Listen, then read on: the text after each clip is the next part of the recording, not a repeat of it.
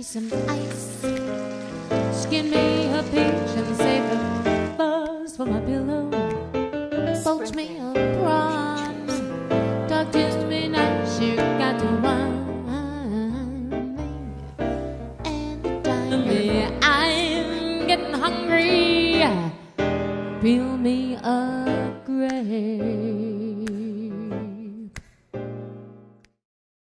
I'm Laura Bonicelli, and we are cooking with Italian style. It's not always fast, it's not always easy, and it's not always Italian. We use the freshest and finest ingredients that we can find and afford, and we not only savor the meals we make, we savor making them. That is cooking with Italian style. Today we're making a sweet and peppery radish, strawberry, limoncello sorbet. Let's get cooking. Laura's here several days a week because she buys fresh and local, and she is our guest this morning. We just have a handful of folks, and let's have a round of applause for Laura. Yay! Thank you for the applause. Laura, good morning. Good morning. How are you? I'm fine. It's good to have you here. Thank you very much. It's great to be here. Tell us about Solo by Bonicelli. Okay, Solo by Bonicelli is a fresh meal delivery service, and maybe not the best way, but the way that people understand what I do is compare it to a service like a Seattle Sutton's. Everyone familiar with that? So it's meals coming packed for individuals, delivered to your home. The difference between me and a Seattle Sutton's is I'm not really a diet, although I certainly help people lose weight and regain control of how they eat. One of my very first clients was the governor, Mark Dayton, and I worked with him through his entire campaign, and he just needed good food delivered, and so I delivered twice a week to him, and that's really the start of my business was that. I just got back from the Minneapolis Farmers Market where I got two of my key ingredients. I got my radishes and I got some beautiful berries. Radishes are very high in vitamin C. They are reportedly very helpful in weight loss, and they fight cancers, so very good for you. To store these guys, you want to just remove the greens and then throw them in a Ziploc. You can clean them before you use them. Just store them like this, and they will last for up to 2 weeks, maybe even longer. And the berries, don't wash them until you need to use them and in the refrigerator. So the first thing we're going to do, though, is set these aside and make our simple syrup. The base of this sorbet is a simple syrup. It doesn't have any cream like an ice cream and doesn't have any cream and milk like a gelato, so it's dairy-free. So simple syrup is a basic 2-to-1 sugar to water ratio. So we're going to put in 2 cups of sugar and 1 cup of water. And I'll get my burner on. Whoops. There we go. We're going to bring this to a boil and stir it occasionally until the sugar just dissolves, and then we have to cool it down completely. Now this is probably the most important thing about making something that goes into an ice cream maker, which is what we're going to use. If it's not cooled completely, it will melt the canister, the ice in the canister, and it will not chill properly. So we have to get this nice and dissolved, stirring occasionally, and as soon as that's done, I'm going to actually put this in an ice bath so I can get it nice and cold.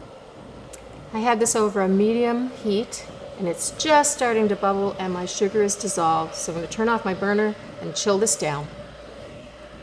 I can tell you 2 things right now. First of all, this sorbet is going to have great color. Look at the color of these berries and the radishes. And second, it is going to taste great with these flavors because I can smell the pepperiness of the radishes and the sweetness of the berries and the limoncello, which is really a vodka infused with lemons.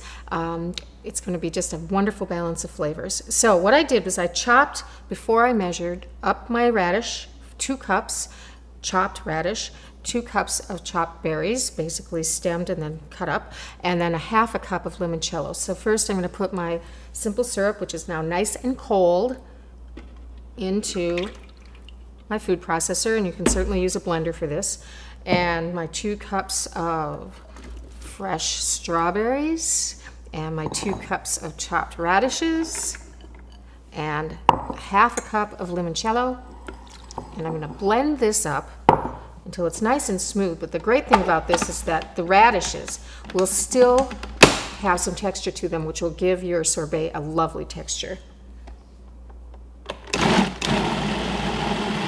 like this. You can still see the radish pieces here.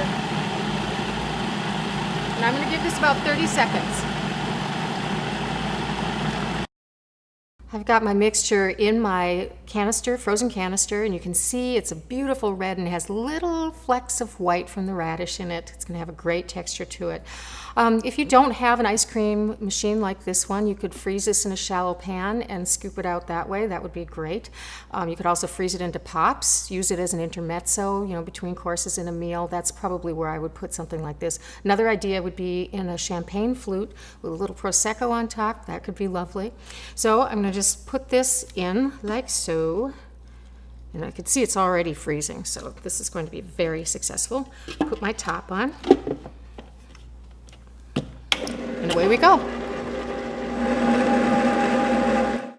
This is what it looks like when it is ready to go. You can see how it's kind of climbing over itself and it's nice and firm. You can serve it like this. It'll have a softer texture, or you can do what I'm going to do, which is pop it into a quart container and freeze it for a little longer, so I'll have really nice firm scoops when I serve it. I have to give this a little taste. Doesn't it look beautiful? You can really taste the strawberries. The radishes have just a wonderful texture. It's peppery, and I can taste that limoncello. It's wonderful. I really hope you enjoy making this sorbet and cooking with Italian style.